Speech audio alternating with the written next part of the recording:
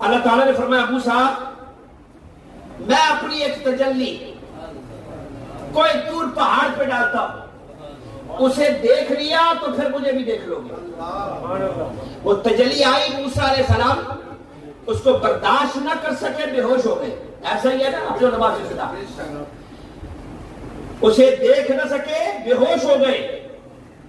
اب حدیث میں آتا ہے، حدیث کے لفظ ہے حضرت موسیٰ علیہ السلام کو جب ہوش آیا، ہوش آنے کے بعد موسیٰ علیہ السلام کو جب ہوش آیا تو کیا تھا؟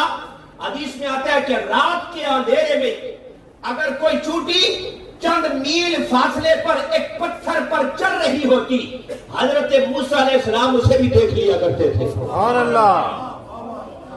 اس تجلی کو دیکھنے کے بعد موسیٰ علیہ السلام کی نظر کا کمال